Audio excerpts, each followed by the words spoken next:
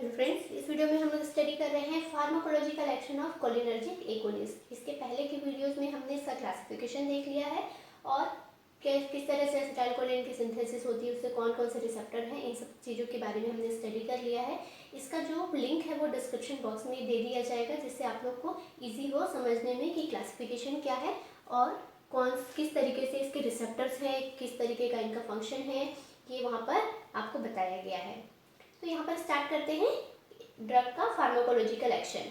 तो यहाँ पर हम कोई भी जो ड्रग है, जो आपको कोलिनर्जिक ड्रग्स में आते हैं, उनके एक्शन लगभग एक ही तरह के होते हैं।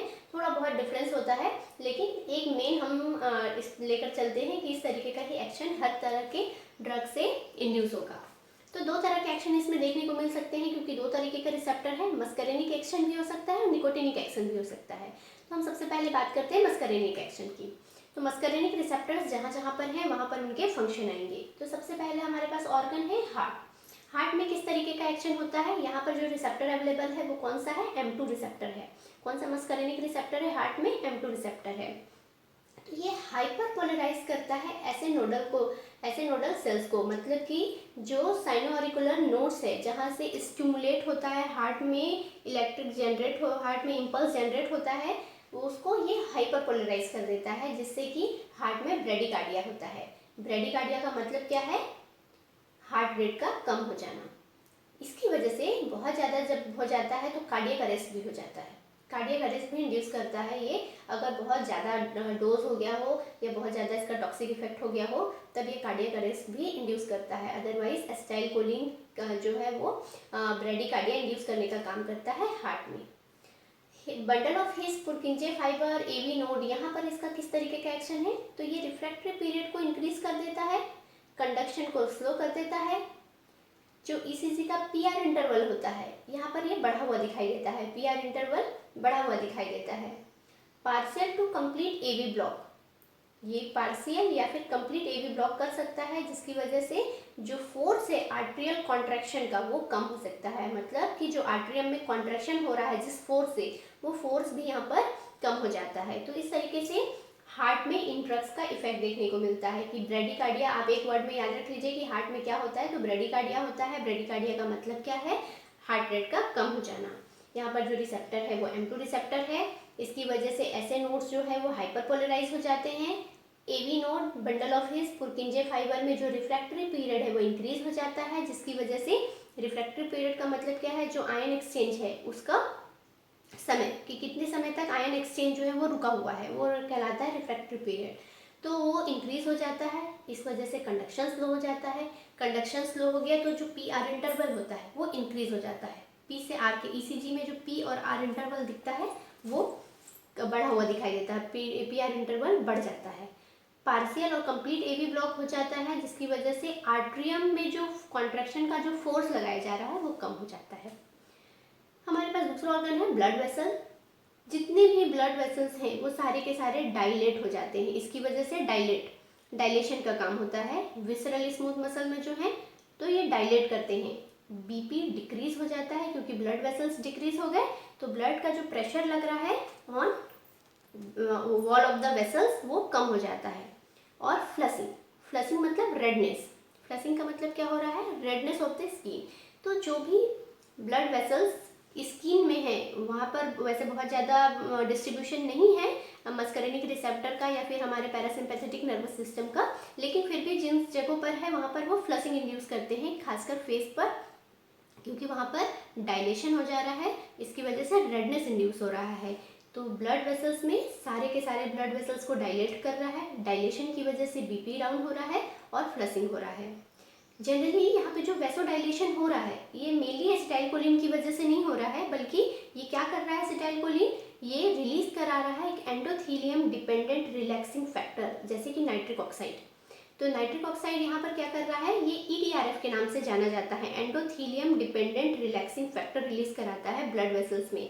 और ये EDRF जो कि नाइट्रिक ऑक्साइड है, ये वैसोडाइलेशन के लिए रिस्पॉन्सिबल होता है। तो ब्लड वेसल्स में डायरेक्टली एसिटाइलकोलिन डायलेशन नहीं करा रहा है, बल्कि ये एंडोथीलियम डिपेंडेंट रिलैक्सिंग फैक्टर को इंड्यूस कर रहा है, जो नाइट्रिक ऑक्साइड है उससे, उसकी वजह से ब्लड वेसल्स डायलेट हो रहे हैं और वहाँ पर बीपी डाउन हो रहा है, फ्लशिंग हो रही है। स्मूथ मसल्स में कॉन्ट्रैक्शन होता है। जितने भी स्मूथ मसल्स में डिस्ट्रीब्यूशन है मस्करेनिक रिसेप्टर का, हर जगह पर कॉन्ट्रैक्शन इंड्यूस कर रहा है। इसकी वजह से एब्डोमिनल क्रैम्प्स आने लगते हैं एंड इवैक्यूएशन ऑफ बॉबल। तो इस तरीके से कॉन्ट्रैक्शन को इंड्यूस कर रहा है स्मूथ मसल्स में।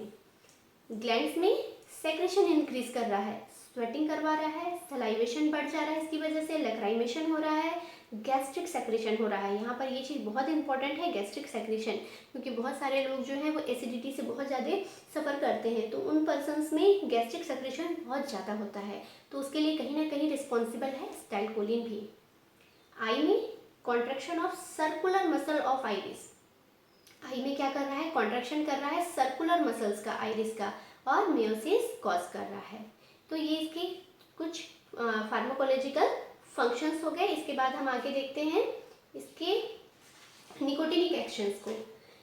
निकोटिनिक एक्शन हमको पता है, निकोटिनिक रिसेप्टर दो जगह पर है, एक होता है नर्व में ही प्रेजेंट है जो गैंग्लियास में, और दूसरा होता है जो स्केलेटल मसल्स में प्रेजेंट हो। तो ऑटोनोमिक गैंग्लिया में प्रेजेंट है, तो ये बोथ सिंपैथेटिक या फिर पैरासिम्पैथेटिक गैंग्लिया को स्टिमुलेट करेगा। स्केलेटल मसल्स में है, at muscle end plate contraction करेगा। जो स्केलेटल मसल्स में है वहाँ पर एंड प्लेट पर, मसल एंड प्लेट पर कॉन्ट्रैक्शन इंड्यूस करेगा, जिसकी वजह से ट्विचिंग या फिर फेसिकुलेशंस हो सकते हैं। मसल्स में थोड़ा सा ट्विचिंग सा इफेक्ट आ सकता है, फेसिकुलेशन हो सकता है। अगर हम इनको इंट्रावेनस रूट से देते हैं तो कोई इफेक्ट नहीं आता है, क्योंकि इनका रैपिड हाइड्रोलिसिस हो जाता है। जो एसिटाइलकोलिन है उनका रैपिड हाइड्रोलिसिस हो जाता है, इस वजह से इनका कुछ भी इफेक्ट नहीं दिखता है इंट्रावेनस में। सीएनएस में इंट्रावेनस से देंगे तो कोई इफेक्ट नहीं होता है, लेकिन क्योंकि इनकी लिपिड सॉल्युबिलिटी कम होती है इसलिए ये ब्लड ब्रेन बैरियर को क्रॉस नहीं कर पाते हैं और सीएनएस में एंटर नहीं कर पाते हैं। लेकिन अगर एसिटाइलकोलिन को डायरेक्टली हम डालते हैं ब्रेन में, इंजेक्शन के थ्रू ब्रेन में ही करेंगे, तो ये स्टिमुलेट फॉलोड बाय डिप्रेशन। यहाँ पे थोड़े से कॉम्प्लेक्स इसका एक्शन देखने को मिलता है कि पहले स्टिमुलेट करता है ये ब्रेन के सेल्स को, लेकिन बाद में वो डिप्रेशन करता है। तो ये कुछ जो वर्क थे, फंक्शंस थे, pharmacological function due to muscarinic receptor and nicotinic receptor. तो ये मेनली हम एक ड्रग को लेकर चल रहे थे, एसिटाइलकोलिन, उसकी वजह से था। तो ये लगभग इसी तरह के वर्क दूसरे ड्रग्स भी इंड्यूस करेंगे। अब हम देखते हैं इंट्रैक्शंस। एंटीकोलिनेस्टेरेज प्लस एसिटाइलकोलिन इंट्रैक्शन का मतलब क्या है कि जब हम एक समय पर दो ड्रग लेते हैं तो किस तरीके का एक्शन हमको देखने को मिलेगा, उसे ही हम कहेंगे इंट्रैक्शन। कोई दो चीज़ जब एक साथ आती है तो उन दोनों के बीच किस तरीके का इंट्रैक्शन होता है। तो अगर हम एंटीकोलिनेस्टेरेज लेते हैं और एसिटाइलकोलिन लेते हैं, तो यहाँ पर क्या है, एंटीकोलिनेस्टेरेज मतलब कि ऐसे ड्रग्स जो कि कोलिनेस्टेरेज एंजाइम को इनहिबिट कर रहे हैं, और उसके साथ हम क्या लिए हैं, एसिटाइलकोलिन लिए हैं, तब एसिटाइलकोलिन की एक्टिविटी बढ़ जाएगी क्योंकि कोलिनेस्टेरेज एंजाइम इनहिबिट हो गया, तो एसिटाइलकोलिन का ब्रेकडाउन इनहिबिट हो गया, इसलिए इसका लेवल बढ़ा हुआ है, तो ये पोटेंशिएट करेगा एसिटाइलकोलिन को मार्केटली। लेकिन जो एसिटाइलकोलिन, अगर इसी की जगह पर हम मेथाकोलिन लेते हैं तो इतना इसकी एक्टिविटी नहीं देखने को मिलती है। अगर हम एंटीकोलिनेस्टेरेज के साथ कार्बाकोल लिए हैं या फिर बेथानिकोल लिए हैं तो यहाँ पर एडिटिव इफेक्ट आता है, मतलब एडिशन वाला इफेक्ट। जैसे 2+2 है तो वो क्या हमको पता है ये 4 आएगा, तो इसी तरीके का इफेक्ट है एडिटिव इफेक्ट। अगर हम एट्रोपिन लिए हैं या इसके किसी कंजेनर को लिए हैं और एसिटाइलकोलिन को ले रहे हैं, तो एट्रोपिन क्या है, इनका एंटागोनिस्ट है, तो ये एंटागोनाइज कर देगा मस्करेनिक एक्शन को। इसके बाद हम यूजेस देखते हैं। जो कोलिन एस्टर्स हैं उनको बहुत ही रेयरली यूज़ किया जाता है, आज इनका यूज़ उतना ज़्यादा नहीं है, कुछ जगहों पर ही इनको यूज़ किया जाता है, अदरवाइज कोलिन एस्टर्स को यूज़ नहीं करते हैं, बहुत ही रेयरली ये यूज़ होते हैं।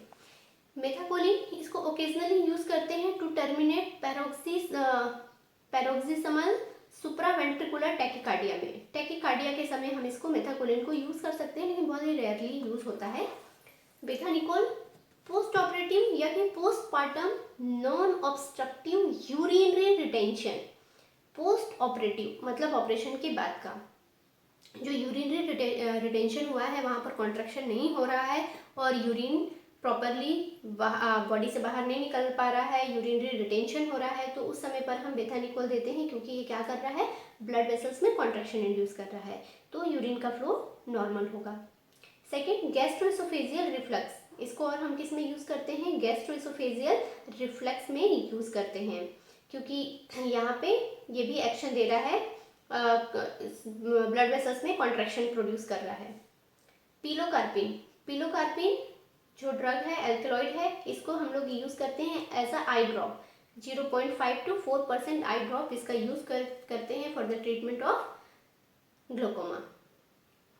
इसके अलावा इसके और एंटीकोलिनेस्टेरिस, जो ड्रग है हमारा कौन सा है, एंटीकोलिनेस्टेरिस। ड्रग एंटीकोलिनेस्टेरिस, इसका मैकेनिज्म ऑफ एक्शन क्या है, ये ब्लॉक करते हैं कोलिनेस्टेरेस को और रिड्यूस करते हैं hydrolysis of acetylcholine. Lipid soluble agents हैं, more muscarinic and CNS effect, stimulate करते हैं गैंग्लिया को। Action on skeletal muscle is less prominent. जो एंटीकोलिनेस्टेरेस ड्रग्स हैं जैसे कि पायरिडोस्टिग्मिन, नियोस्टिग्मिन, ये सारे जो ड्रग्स थे ये बहुत ज़्यादा लिपिड सॉल्युबल होते हैं, इसलिए ये बहुत आसानी से सीएनएस इफेक्ट इंड्यूस करते हैं क्योंकि ये ब्लड ब्रेन बैरियर को क्रॉस करके सीएनएस में एंटर कर जाते हैं।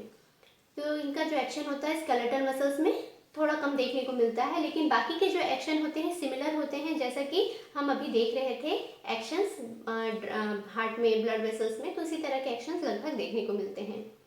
फार्माकोकाइनेटिक देख लेते हैं। फार्माकोकाइनेटिक का मतलब क्या है कि किस तरह से इसका एब्जॉर्प्शन हो रहा है, किस तरीके से इसका डिस्ट्रीब्यूशन हो रहा है, किस तरीके से इसका एक्सक्रीशन हो रहा है। तो ड्रग है फाइस्टोस्टिग्मिन, ये बहुत ही रैपिडली एब्जॉर्ब होता है जीआईटी से और क्रॉस करता है ब्लड ब्रेन बैरियर को। फाइस्टोस्टिग्मिन, इसलिए इसका यूज़ थोड़ा कम किया जाता है, जीआईटी से बहुत ज़्यादा एब्जॉर्ब हो रहा है और ब्लड ब्रेन बैरियर को भी क्रॉस कर रहा है due to it high lipid soluble nature. Neostigmine poorly absorb होता है ओरली और does not cross blood brain barrier. Neostigmine blood brain barrier को क्रॉस नहीं कर पाता है, वो वहाँ एंटर नहीं कर पाता है।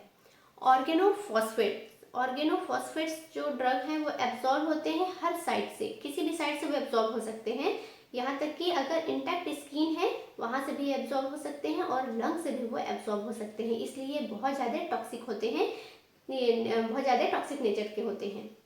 यूजेस, जो फाइस्टोस्टिग्मिन है उसको हम यूज़ करते हैं आई ड्रॉप्स में as a miotic drug. Pyridostigmine है, इसको हम यूज़ करते हैं the treatment of myasthenia gravis. Myasthenia gravis एक ऑटो इम्यून डिजीज़ है जिसमें जो स्केलेटल मसल्स हैं वो थोड़े से वीक हो जाते हैं, पैरों में खासकर ज़्यादा वीकनेस महसूस होती है, तो ये फैटिक जल्दी होते हैं, तो इस तरीके से माइस्थेनिया ग्रेविस के ट्रीटमेंट में पायरिडोस्टिग्मिन यूज़ किया जाता है।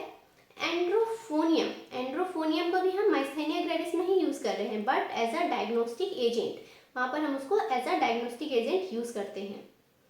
टैक्रीन, रिवास्टिग्मिन एंड डोनेपिजिल, इन तीनों ड्रग को हम यूज़ करते हैं ट्रीटमेंट ऑफ अल्जाइमर डिजीज़।